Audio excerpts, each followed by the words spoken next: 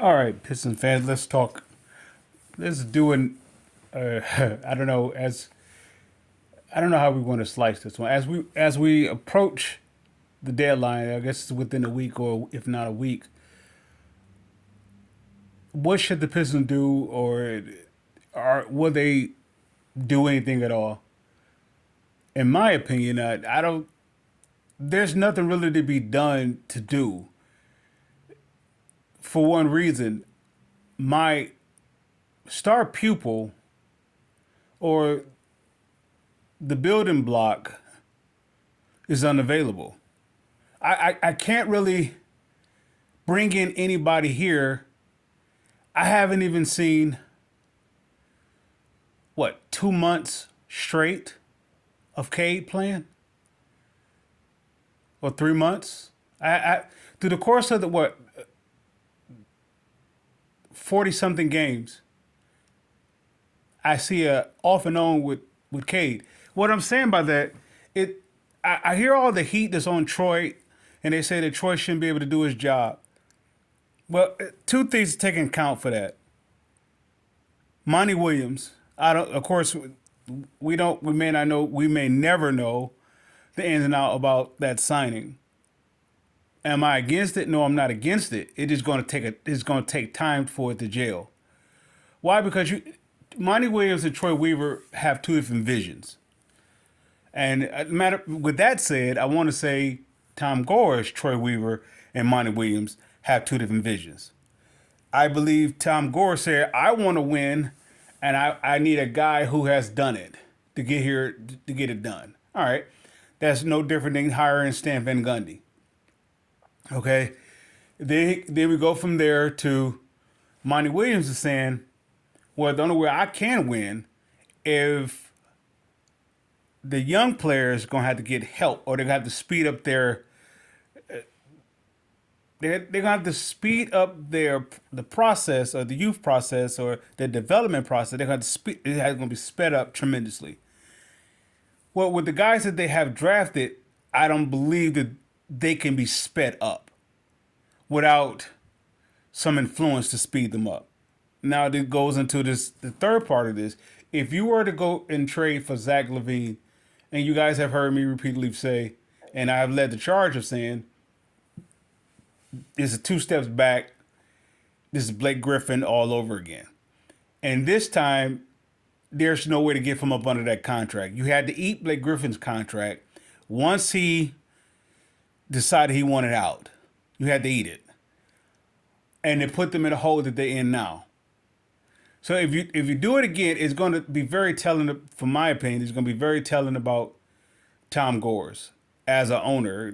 I really don't think he really cares in that regards of winning and losing. You're gonna say all the right things. It's your company. I mean, it's yours. You're gonna say, I want to win. I want to win now. I'm gonna make changes. That's your product. I mean, that's yours. You have to spin it.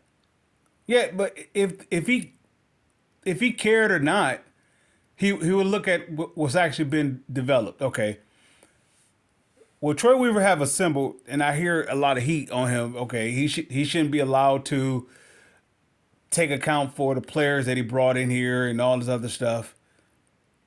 I mean, not brought. He should not be allowed to, you know, bring in new talent, go for free agency draft, and they should basically cut the cord with him.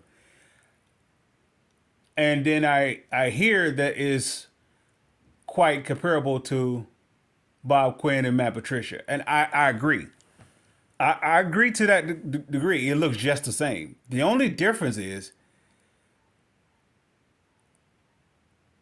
Bob Quinn brought in Matt Patricia. That was the only problem. The difference is Troy Weaver didn't bring in Monty Williams.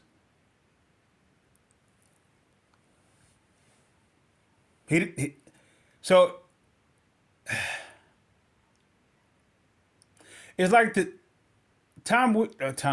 Troy Weaver's is set up to fail. It's like intentionally to fail by the move of Monty Williams. And one or two things are going to have to happen. Gores is going to have to get behind Weaver, and Monty Williams is going to have to get behind Weaver. Why do I say get behind Weaver? Because Weaver is the one who got them out of the. This is interesting though because this is a direct. Okay, okay. How the Pistons is set up. Let's say the one who's criticized. Let's say locally in the city of Detroit, the ones who's criticizing the Pistons the most are the Lions fans. But at the same time, they failed to realize they was just in this position. Of course, they're going to say until Dan Campbell turned it around. Dan Campbell didn't do anything. And then you're going to say, well, Brad Holmes turned around. He didn't do anything. They're going to say, Sheila Ford Happ turned around. They didn't do it. None of them did anything. Because none of them got rid of all the Matt Millen Mayhew mess. None of them have to endure any of that mess. Bob Quinn had to win. He had to, somebody may say, well, Cardwell, he won here off of Mayhew, but he won here off of top tier talent. Calvin Johnson at not even touching it, even scraping the surface. He had all of them at their very best. But after that, when you lost Sue, it went over. The Cardwell thing fell apart because you saw how good of a general manager Mayhew really was. He hit the lightning. What is it? Lightning in the bottle. He hit it with Sue. It wasn't Stafford and it wasn't Calvin Johnson. He hit it with Sue. That changed the culture. That changed them from being a laughing stock to where you're going to have to respect them. And that respect was starting with him. But once you took Sue off, it was done. So I say that to say this. Everything that Bob Quinn he couldn't do anything but build the offensive line. And the players that they did, all the players that let's say Bob Quinn brought here, with the exception if a player signed somewhere else or they would just cut. They got you. The Lions was able to get something back in return for those players. DeAndre Swift, Hawkinson, and all the he was able to get something back, and it is interesting that how close it is for the fans, the Lions fans, how they're booing the Pistons. Well, but then I can't expect the Lions fans to honestly be what is the word I want to say? Be legit. Everything about the Lions culture is not legit. The reason for it is not. With all that being said, the Lions fans, you guys are about to really find out what kind of general manager you really have. Because now you don't have an expectation now. Your general manager, head coach, your whole organization is at this cross line. You can go back to what you was, or you can or your general manager is going to do whatever. He really gonna have to wear that hat now to get to the Super Bowl. Unless, of course, me being a conspiracy theorist, however you want to do that, and saying that it's rigged or whatnot. Okay, let's push that aside. Let's keep it straight football. Out of all the years that Brad Holmes was considered a good general manager and Dan Campbell was a good culture development type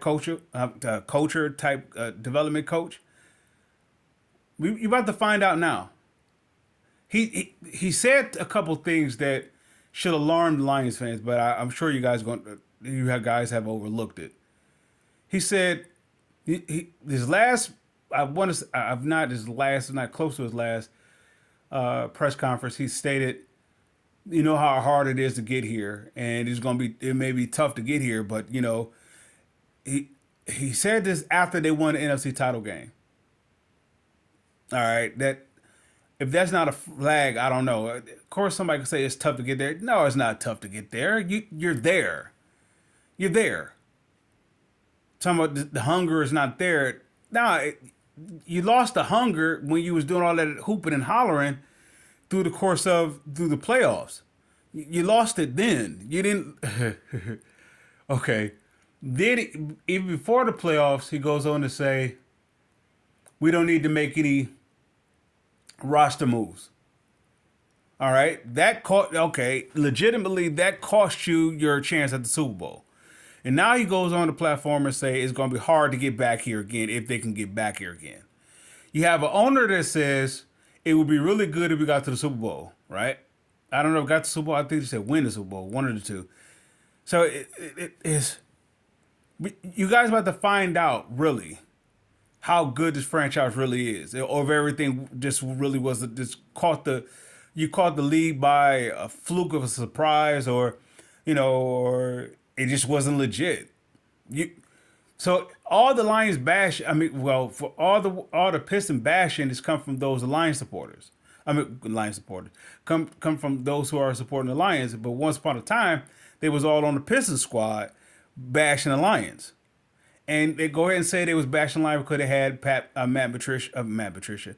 They had Matt Patricia and Bob Quinn. But yet everything the Amon-Ra St. Brown, the Sewell, let's see, Hutchison, all your key guys on this team, they wouldn't be the key guys without that offensive line. I cannot emphasize that enough. Your team when what is the I want to say the narrative. What is the saying is about Gore? I mean Goff. If you keep him upright, protected, if you will, get him a good running game, and you'll get a bona fide quarterback, right? All right. What did Brad Holmes and Dan Campbell do for this offensive line?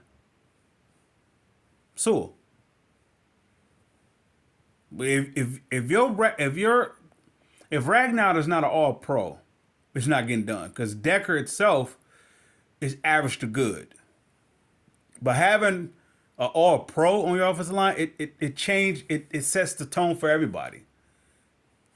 And that's it. That's the one missing ingredient that the Pistons don't have. However, I will say they do have that ingredient. The fans was expecting to be Cade, but it actually is Duren. Duren is about to turn this team around. Watch what I tell you. The problem that this team is having with the whole progression thing is not the talent. It's not the players that Troy Weaver brought here. None of that. None of that is the problem. The problem is you have two different mindsets. The players itself will show you how they do it without the coach. Right? The coach has a mindset. I want to say he's old school and devoted to being old school, which is fair.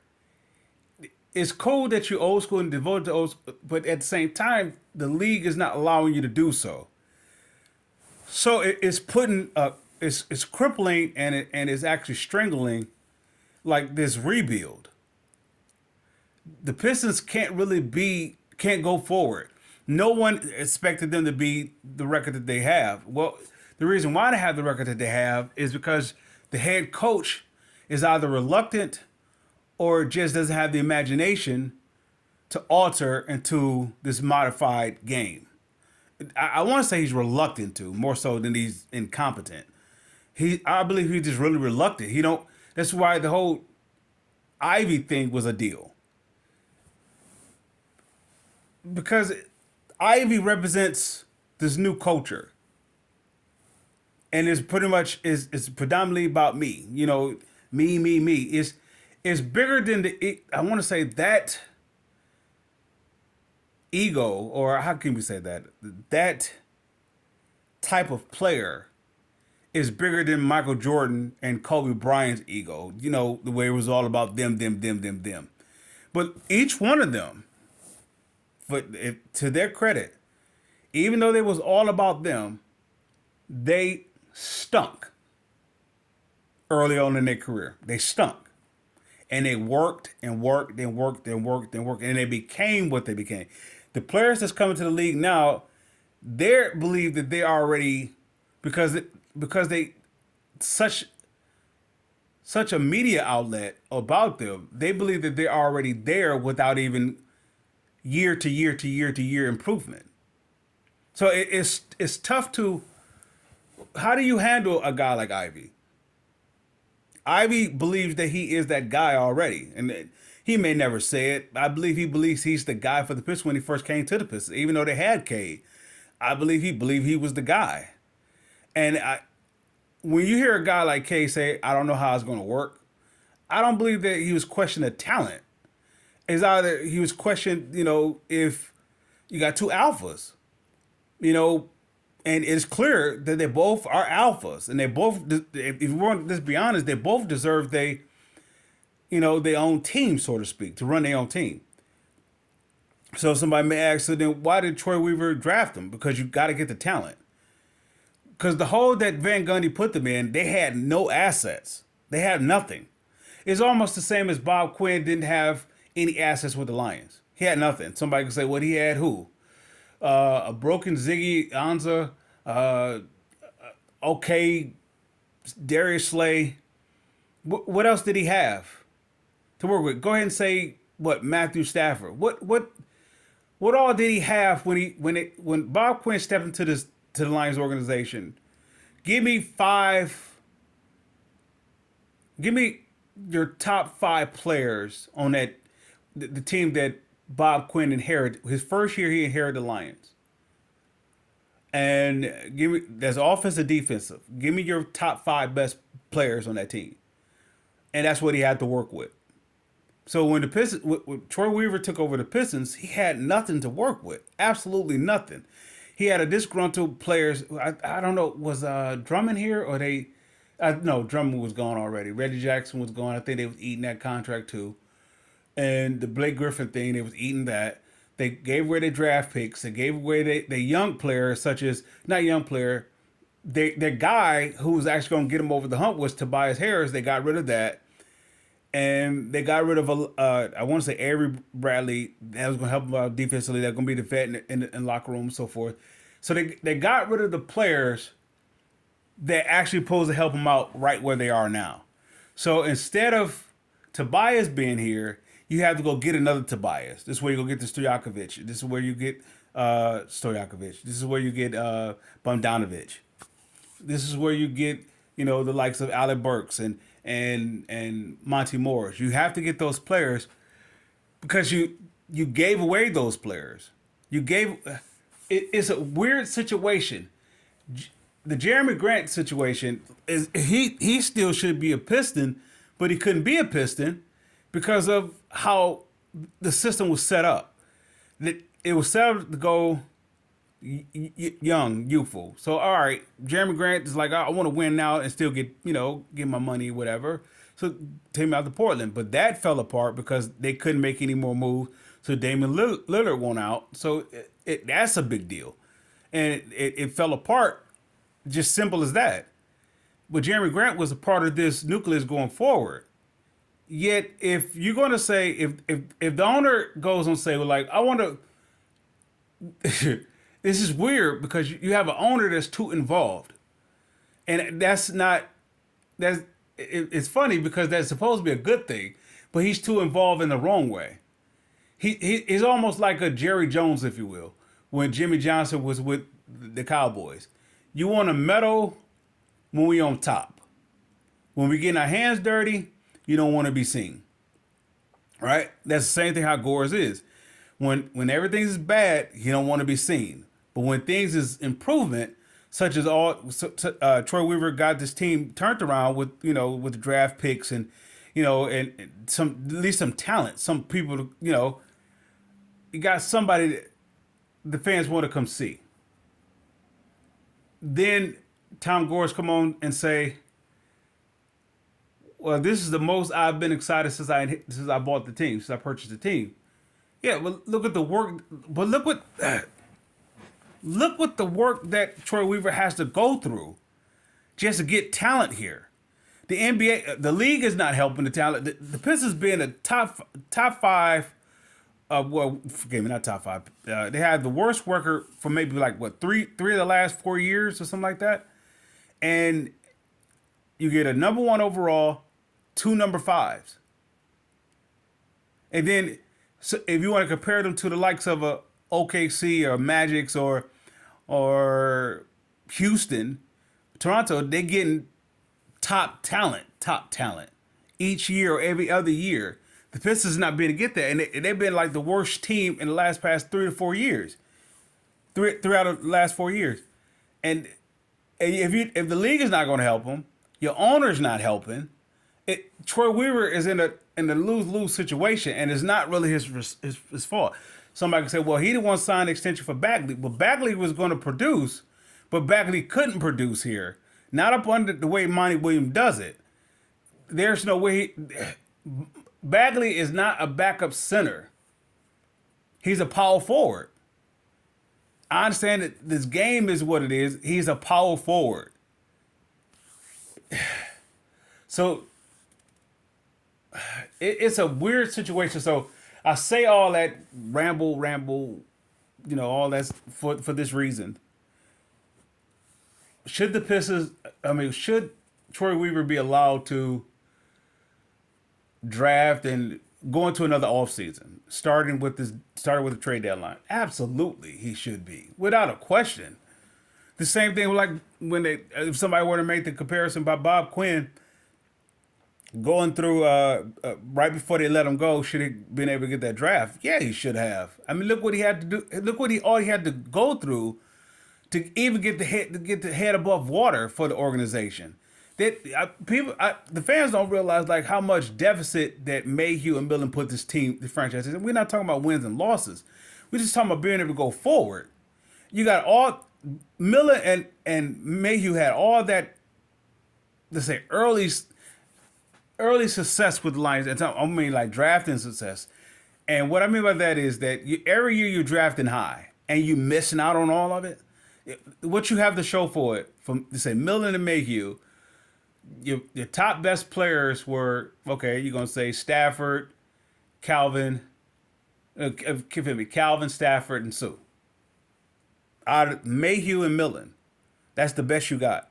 You could throw Levy in there, you could throw Slay in there. That came later, but your best three assets was those three, and you still couldn't get it to work because you was picking so high. Mayhew was picking up the pieces for what Millen did. So it was so all the stuff that Bob Quinn had to clean up. He had to clean up all that stuff of missing. You have nothing when Bob Quinn inherited this team. They had nothing to work with. Give me your please post. In the comment section, you Lions fans. I just show me that I'm wrong. I don't mind being wrong. Give me the Lions top five talent. Give me the top. Let's say it this way: the top five best players on the team that Bob Quinn first year. And I'm going to ask you in the same cross reference. Give me Troy Weaver's top five best players when his first year. This fan base is the Lions fan base is trying to influence. This is why I repeatedly say, if you're a Lions fan, be a Lions fan. But you can't be a Lions fan and a Pistons fan because you're going to contradict yourself in a way. The very thing that you're bashing the Pistons about is the very thing that you're actually about to face now. Going into this off season. This is out of out of Brad Holmes' tenure here as a Lions general manager. This is the most crucial. If I'm the Lions, if I was a Lions fan, this will be his crucial year. You're at the NFC title game. You either going to do what you did before in '91, which is basically tear down a team because you achieved your goal. Your goal was to hook all the fans in and get rid of all the bad stench, and you got rid of all that. Not they hook in. They're gonna get, you raise up the tickets. You raise up the parking. You raise up all this stuff. So because you really didn't care about the winning. You just cared about making the money, which is business. That's your business. That's how you run it. But why lie to the fans to say you want to get to the Super Bowl if you basically in it for the money, strictly for the money. So if you're not strictly for the money, well then this is the most crucial. This is putting all your eggs in a basket this year. You don't have to build it for another year. You went to the NFC title game. You didn't overachieve. Is either okay if you're going to say you overachieved, is that a tell to you or a tell to the talent that you face? Well, the talent that you faced last year is going to get better. So you either going to do one or two ways. You're going to do what you failed to do this year, this deadline for the Lions, which you could have got some more help for Hutchinson. You could fail to do that, or you could actually get Hutchinson some help. And now at the same time, you have to build up that offensive line because you're more likely you're going to let Jonah Jackson go because another team is pretty much going to see how good he is and valuable he is and overpay. Or you're going to go back to doing what the Lions do best. What is that? Sell low, no, buy low, sell high. So you're gonna. It's weird with the Lions fans because they try to have like this voice like they have a right to speak about the Pistons. How long did it take the Lions to get to this point? And go ahead and say that. Dan Campbell changed the culture. Whatever, he didn't do anything in my book. If you're going to say that he changed the culture, then why is he going there talking about it's hard to get here or we got enough talent? The reason why you lost that game is either one or two things. Either it was rigged or you choked. Don't tell me you didn't have enough talent because you was right there at the position to go get other talent and you didn't want to go get it. I said it earlier in the year, get Hutchinson some help, and they refused to get him some help. So it's either it was rigged, you choked. So somebody said, what you mean that it's rigged? That whole Rams setup game, the Dallas, everything was rigged. You could see the writing on the wall is rigged. But if we're going to keep it legit, the strict, I'll take all the conspiracy out of it and just make it strictly on the field. How come you didn't get Hutchinson any help? Why did you stand pat? Because you were saying, well, we wasn't building for that moment. But if you're there at the door, it doesn't make sense. You on one hand, you say, we have all the talent that we need. Then on the other hand, you say, it's hard to get to this point that we are. This is the last press conference that Dan Campbell said it's hard to get to this get to this NFC title game and may not. In other words, we may not even get here next year. So if you're saying that now, then you was saying that you was believing that when you was at the deadline, refusing to get some extra help for Hutchinson when you said this team isn't good enough. You didn't. They don't. You can't say that you wasn't in position to win because you were. There's one or two things: either that you choked, or you basically just gave it away. Either you choked or it's rigged. And I say all that, and I close it out with this: there's absolutely no way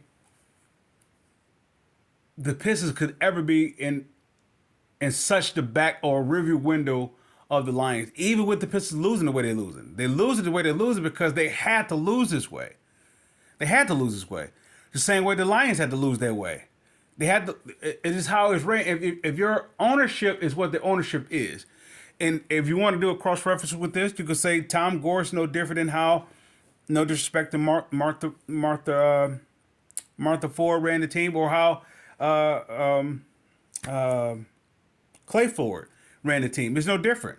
Tom Gore's doing the exact same way. There's no different. So somebody would say, what difference is Sheila Ford Hamp? It's not so much her. It's so much. It's that. Well, if you're going to say that, I'll give her some credit for that. If you're going to make it legit, make it legit. But I believe there was more so behind the scenes all right, we've been, let's talk what we got to do, whatever, to change the narrative, and I believe it's more political. So it is entertainment. So I get it if they have to pay their dues to get it. What does it have to cost you? It's gonna cost you all those times that you lost in the playoffs games, or I I don't know, man. There, the only way that it could have ever been legit in my book, and my book doesn't matter to most. I get that. The only way that it could ever been legit for the Lions if they would have made it to the Super Bowl. You had your shot. Get in there next year. This is why Dan Campbell was talking about it's going to be so hard to get there because you can't draw up that momentum. So why, if you have the momentum going into the playoffs, right, and you're winning, and you at this deadline to get Hutchinson some help, and you say we stand in pat, we good. So you're basically saying we're going to build it for the next year. But then when you lose an NFC title game, your coach says that it's so hard to get here, we may not even be able to get here next year. So which one is it? We're building for the future, or the future is basically not achievable. You can't accomplish it, which is getting to the Super Bowl. You have the title game. There's no other step to go but to get to the Super Bowl. Not winning it, but just get there. There's nothing else for you to do. Everything else, it is a failure because you're there. You're right there. So this is going to be the most crucial for all y'all Lions fans and whatever talking about the Pistons need to do what Brad Holmes is doing. Your general manager really gonna have to show up now. I'm going to take all the conspiracy out of it. I'm going to make it straight legit, and just he's really going to have to show it. All that Amon-Ra St. Brown and Aiden Hutchinson and all the Sewells that he picked up.